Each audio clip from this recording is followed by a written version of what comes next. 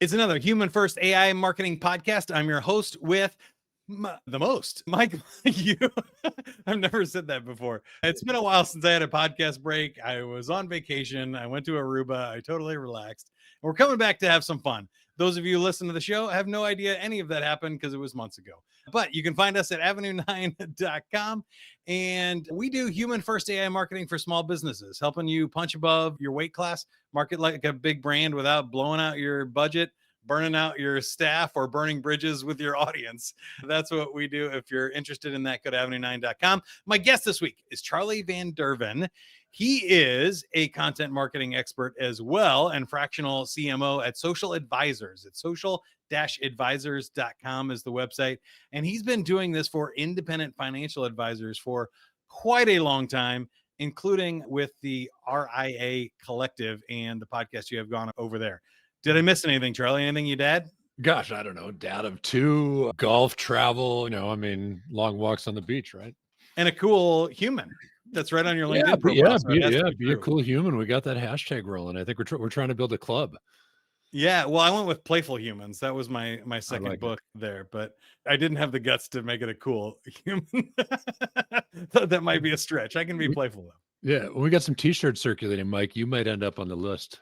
Oh, all right. I'll take it. Yeah, you play your cards right, man. You get you a hashtag be a cool human t-shirt. So we both decided to put human into our company names, or at least our branding. And so that is one of the reasons I wanted to talk to you, because I feel like with all the AI marketing going on, it's really easy to lose our humanity. How do you think about what makes good content, or how we stay authentic and human in today's world? It's a great question. And AI is getting good enough that it's getting, there's still telltale signs, but it's getting harder and harder to tell the difference, right? They finally fixed the M- thing last week. Did you see that? No, I didn't. What are you talking about? Amazing. They pushed an update 5.1 to ChatGPT. Again, this will be coming out much later, but it now will pay attention to your special instructions. So if you say don't use an M- in your personalization settings on the pro version, it will not use them anymore. Awesome, because we actually load that into the custom GPTs we build.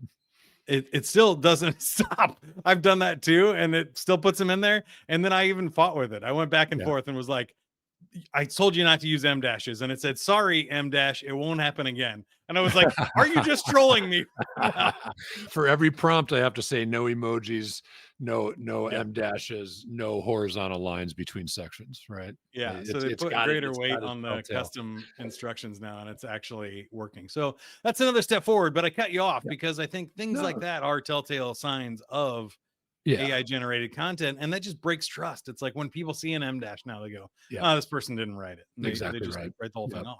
Yeah, exactly right. I'll tell you what, I think AI, especially in the content marketing world, makes things a lot more efficient, but it does not replace a human, right? So as the world continues to evolve, and I think we could have had this conversation 15 years ago about snail mail versus email, right? Yeah. As the world continues to evolve down this automated path and down this AI path, the human touch becomes even more important. The content marketing is important for what we do, especially social content marketing and email content marketing. The platform, because of who we serve, the platform we use the most is LinkedIn.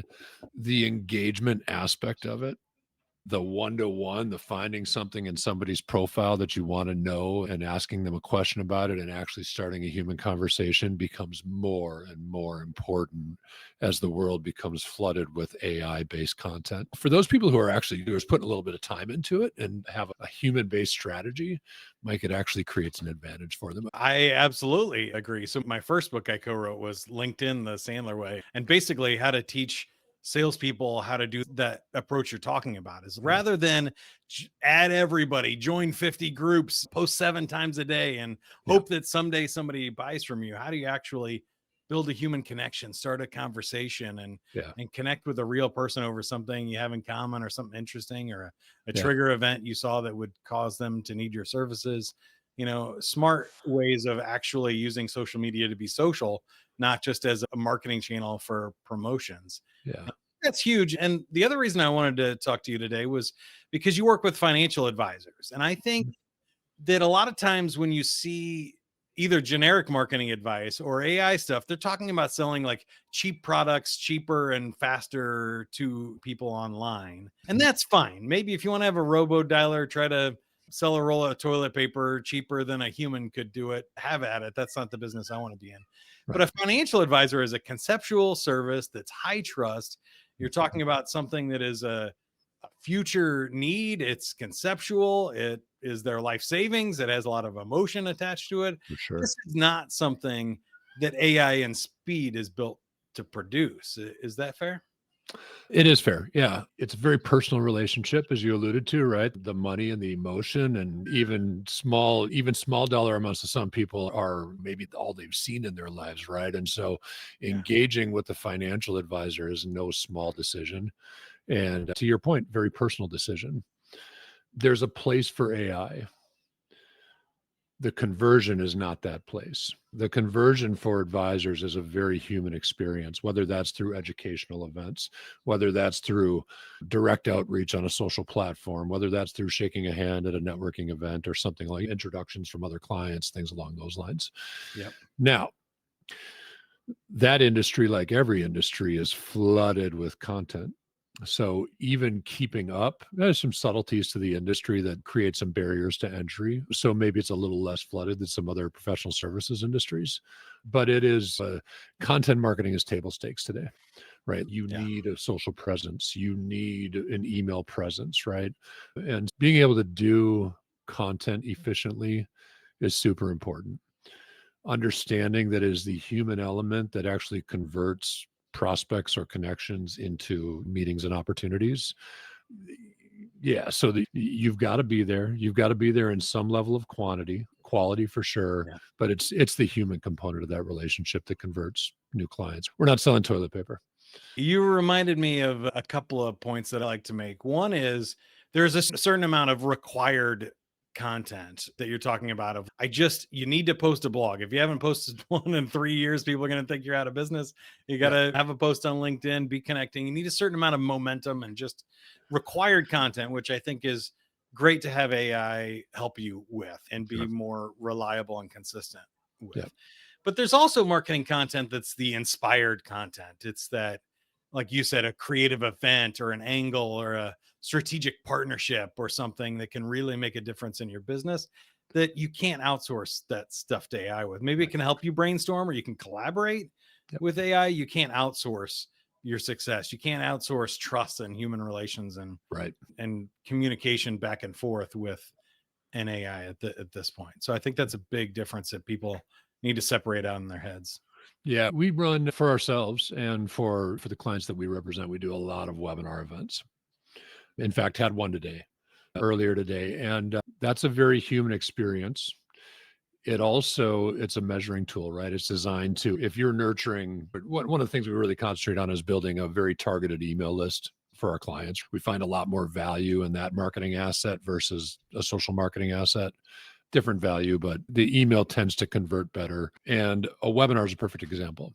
If we've got a database of, say, 5,000 people that we're nurturing for an advisor client of ours, the webinar is about identifying who's paying attention. It's about educating and transforming the brand and all that. Right. If we can get out of those 5,000 people, 75 registrations and 35 people to show up, that's where the advisor now knows that the human element takes over. Yeah. So we can do a lot of automation, and we can use some AI in that nurture sequence to keep the brand present and those sorts of things. The webinar itself is where that's the measuring tool. All right, here's the 35 people that showed up, and maybe the 75 that signed up. This is where we have to have a human relationship. So that's the jumping off point to humanizing the relationship. Yeah. So there's a bunch there to unpack too, because the other thing is that like AI is fast and it can cover a wide range of stuff, like much more data points than a human could. Sure. But trust in human relationships is a slow process, which is some ways better for a human because we can go slow. We're not trying to speed it up. We can rush and be on the same page as our prospects or clients.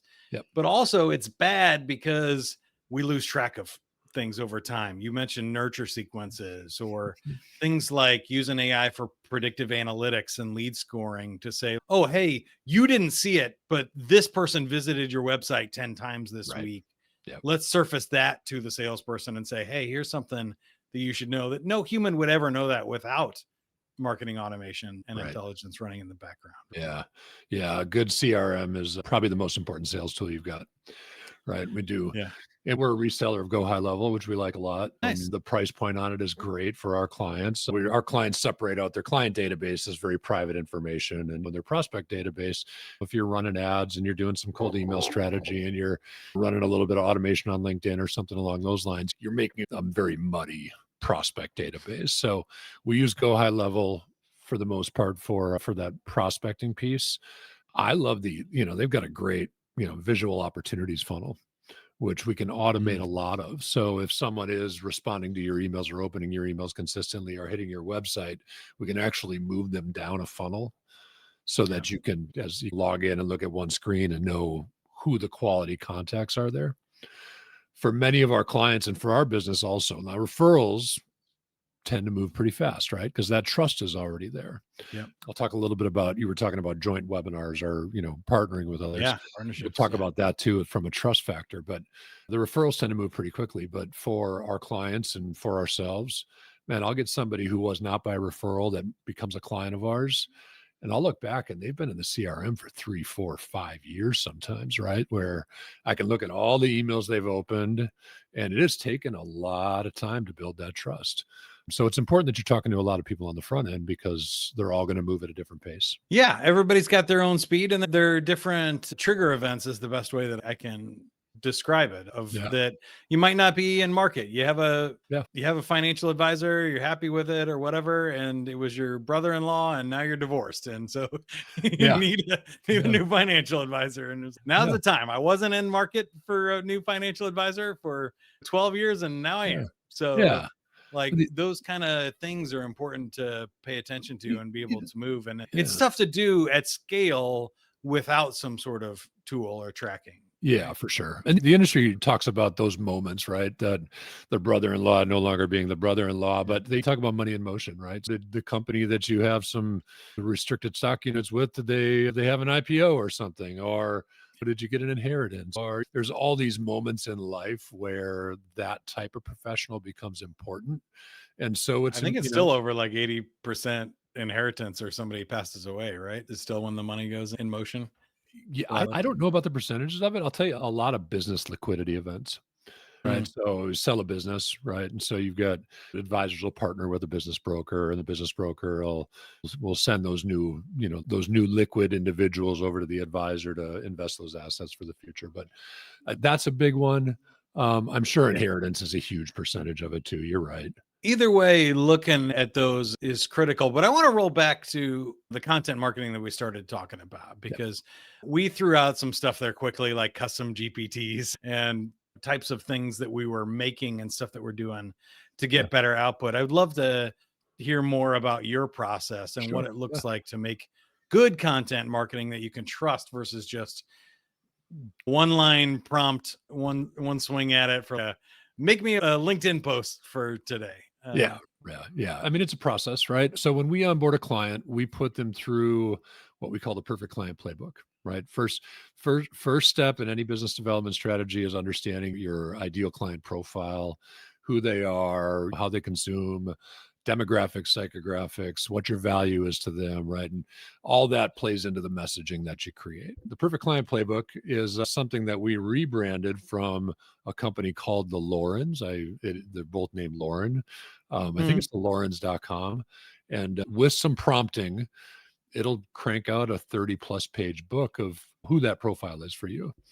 And so we use that as really the crux and the basis for building our messaging out, understanding who we're talking to, understanding what's of value to them. So we know what lead magnets we're creating and what content becomes important. And then we build each client a custom GPT. So the first thing that goes into that GPT is this Perfect Client Playbook, and then all their website content and any blog they've ever written and any LinkedIn post they've ever done and transcripts from the videos they've done. So any content that they've created prior to engaging with social advisors, that all gets loaded into a custom GPT.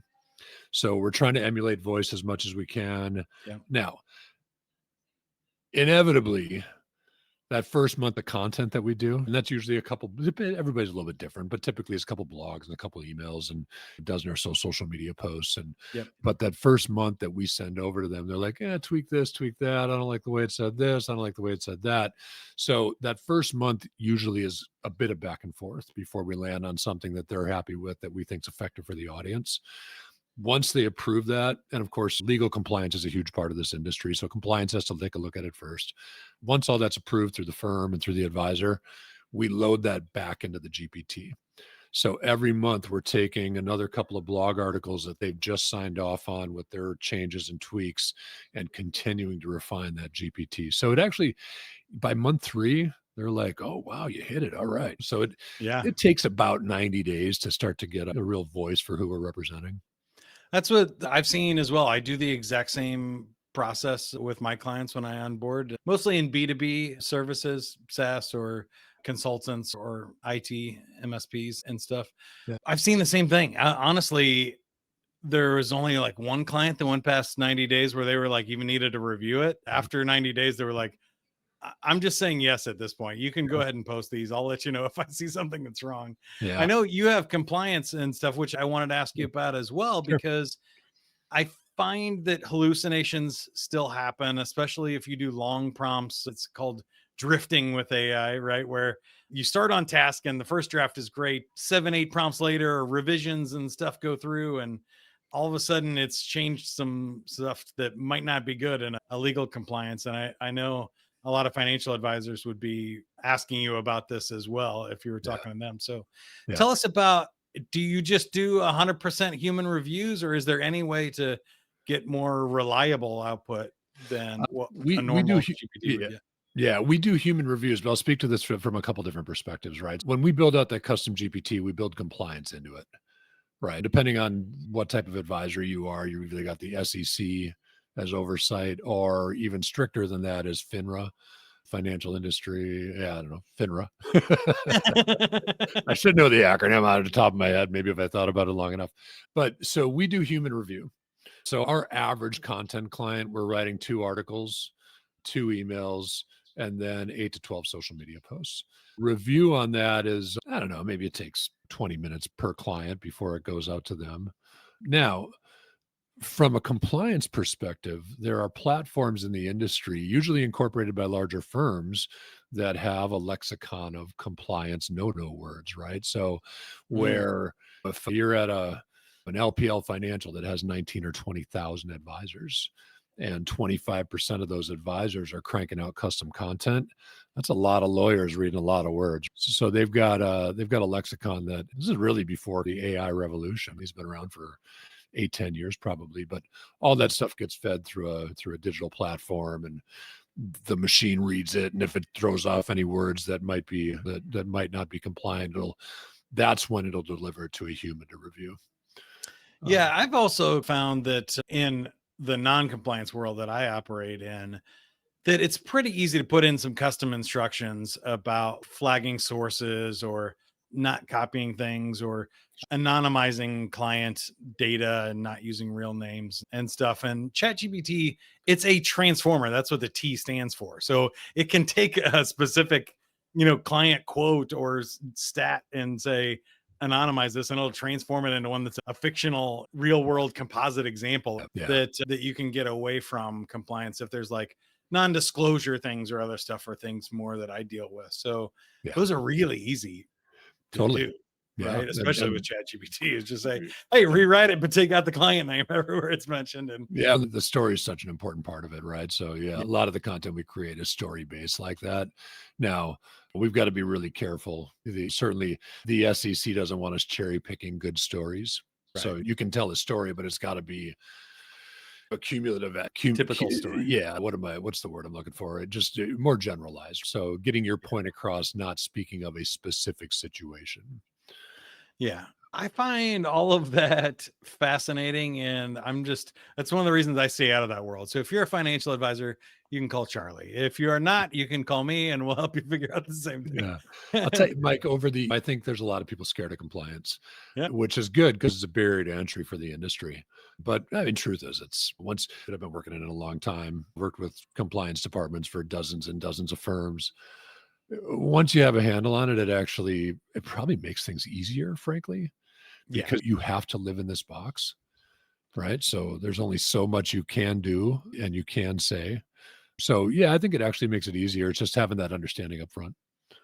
Yeah, and I agree with you. I've worked in industries that have different levels of compliance, like franchising and stuff. You can't promise Sure. income and stuff like Yeah. that either. Yeah. And yeah, once you learn the rules, you just kind of learn to go with what you can. And So even brand guidelines for large companies that I've yeah. worked with, there's just Yeah. rules of what you can say and not say, or what's on brand and what's not. And Yep. those actually give you the kind of edges to create leverage Yeah. from, which can turn into even better marketing than if you have the whole world out there and you can say whatever you want. Then it becomes difficult to find out what to I like the guardrails, man. yeah. Yeah. Speaking of those, I wanted to ask you one about where you think AI marketing will end up in the next 5 to 7 years. I hope it Seems like doesn't every repl time we get a new tool, you mentioned like email instead of mail. Yeah. We get mail, we get junk mail, we get email, we get spam, you get telephone, you get telemarketers. Now we have AI marketing. Do Yeah. you think there'll be compliance and regulation? Do you think the noise will become overwhelming, that there'll have to be some fundamental shift? What do you think happens in the next No, 5 to 7 years? yeah, well, gosh, I hope the robots don't take over the world. In the meantime, it's helpful for my business. Yeah. Um, where do I see AI? Listen, I think with AI assistants out there, I think in the world of marketing, it'll continue to refine, it'll continue to make our jobs a little bit easier. I think the days of, especially in our industry, but the days of agencies charging 8 and 10 and 12 and $15,000 for a website, I think those are behind us. If they're not, Yep. they will be quickly with AI and offshore talent. And I mean, it creates incredible efficiencies in our business. I think the AI assistance and the operations aspect of AI is where it's going to impact business the most. Right. Mm. I think it's less and less people required. I mean, we're already creating content with GPT since 2022, for goodness sake, right? I think it continues to operationalize business, and it's kind of a scary place for, what does the workforce look like? And life becomes a whole lot more efficient. Businesses become a whole lot easier to run. Yeah, it's interesting. I kind of see it the other way. Do not have a lot of experience with businesses saying like, "Oh, we have some free time, let's just do less." If they can make more content, they're going to have those same people make as much content as possible. Like they don't seem to say, "Oh, we only need one, white paper download, one Sure. offer per Yeah. quarter. So Yeah. let's just lay off the copywriter." They go, "Oh, the copywriter can make 10. Let's make 10 then. Let's customize them and let's keep going 10 times faster and growing." My concern though is I do think there becomes a limit to the bandwidth from the buyer's perspective I of like, agree. I can't consume 10 white papers That's right. Yeah. a quarter. So you can make them, but Yeah. why? I agree And with you. is the bottleneck on the other side? Yeah. I agree with you. It's become so efficient that it's harder and harder to cut through the noise. There's a lot more noise. Yeah. No, I agree. From an operational perspective, a workflow perspective, a fulfillment, whether you're building widgets or moving a client through a client journey, right? If you're on a service side or you're on a product side, that's where I think the efficiencies come from.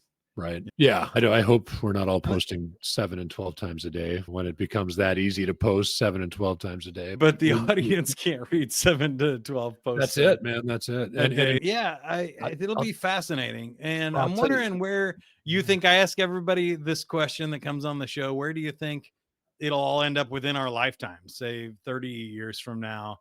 Which sci-fi movie do you think we'll end up in? If you had to pick for marketing wise, would it be more like Minority Report? Are we like in some sort of other like Big Brother scenario? I've seen a lot of Black Mirror episodes where like the Yeah. ads are in our homes on our walls and we can't turn them off or shut our eyes. Yeah. The data side of it's scary to me. Listen, here's what's crazy is, dude, I use Instagram for entertainment mostly, and I use LinkedIn for business, and we've got a YouTube channel. But aside from that, I'm not on social media. Right? Yeah. The ability to I can download a list of people who were on my competitor's website yesterday. I mean, it really tips a competitive landscape. I think as we were prepping, I think I said, "Gosh, I hope it doesn't turn into Dune." You know, Yeah. yeah. I don't know what sci-fi movie. It's a good question. Do you have one that you would like? What's an ideal future? If everybody decided to all of a sudden become cool humans and Yeah. use this to the best possible outcome, what would you think that looks like? Is it The Fifth Element? Am I getting that Oh, right? Old Bruce Willis movie? yeah. Yeah.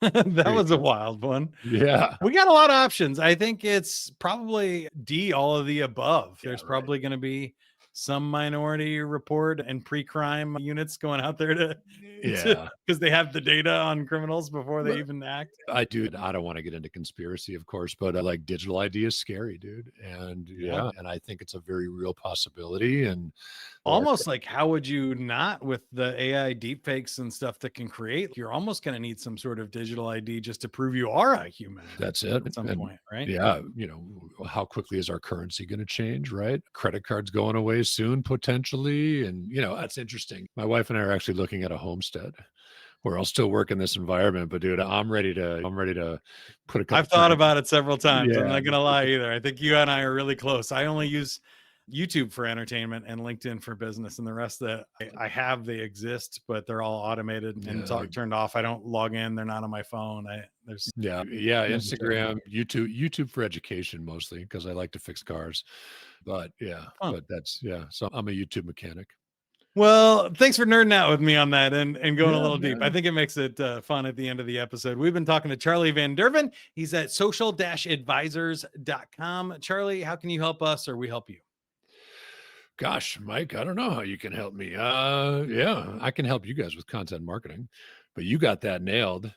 Yeah. Yeah, man. I don't know. You've got a great network. I'm excited to be introduced to it, and I want to thank you for hosting me today, dude. It's been an enlightening conversation. Yeah, and certainly what I said before, if you're in the financial services world, give Charlie a call. He's got way more experience than I do. Happy to help if I can, but sounds like he's your guy. And if you're not, then give me a call and we'll figure it out and check out his podcast as well. If you're in financial services or you know somebody who is, check out the RIA Collective. All right. Until next time, this is the Human First AI Marketing Podcast by Avenue 9. Avenue9.com is where you can find us. Don't forget to subscribe. Send this to somebody that you think needs to hear it. Send me a suggestion for a future guest or topic that you want to hear about. And until next time, keep going. Have fun with it, everybody.